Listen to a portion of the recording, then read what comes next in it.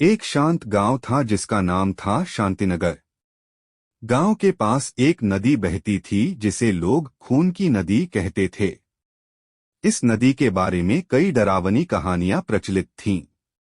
कहते हैं कि रात में नदी का पानी लाल हो जाता है और उसमें से चीखें सुनाई देती हैं। कहानी की शुरुआत चार दोस्तों रोहन, प्रिया, विक्रम और स्नेहा से होती है। वे सभी रोमांच पसंद करते थे और उन्हें खून की नदी की कहानी ने बहुत आकर्षित किया। उन्होंने नदी की सच्चाई जानने का फैसला किया। एक दिन रात के समय वे चारों नदी के पास जाने का निर्णय लेते हैं।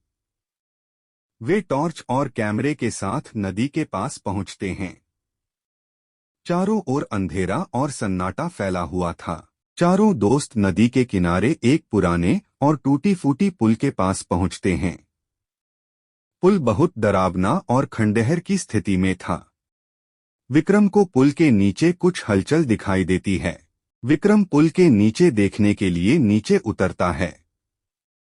जैसे ही वह नीचे पहुंचता है, उसे एक पुरानी डिब्बी मिलती है। डिब्बी खोलने पर उसे अंदर एक प्राचीन नक्शा मिलता है जिसमें नदी के रहस्य का संकेत होता है। नक्शे के अनुसार वे नदी के किनारे एक गुफा की ओर बढ़ते हैं। गुफा बहुत ही डरावनी और अंधेरी थी।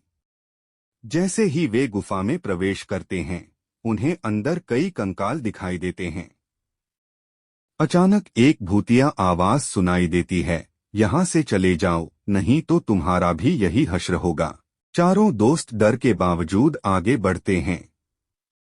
गुफा के अंत में उन्हें एक भूतिया आकृति दिखाई देती है। वह बहुत ही भयानक दिख रही थी। उसकी आंखें लाल चमक रही थी और उसके हाथ में एक लाल लालटेन भी थी। यह आकृति नदी में डूबकर मर गए एक व्यक्ति की आत्मा थी जो अपने मौत का बदला लेना चाहती थी। प्रिया, जो ग्रंथों का अध्ययन करती थी, को आत्मा को शांत करने का तरीका पता था। उसने तुरंत मंत्रों का उच्चारण करना शुरू किया और आत्मा को मुक्ति दिलाई। आत्मा ने रोते हुए धन्यवाद कहा और वहां से गायब हो गई। आत्मा के मुक्त होते ही नदी का लाल पानी साफ हो गया और चीखें बंद हो गईं। चारों दोस्त गांव लौटे और वहां के लोगों को सच्चाई बताई। गांव में फिर से शांति लौट आई और खून की नदी की कहानी भी समाप्त हो गई।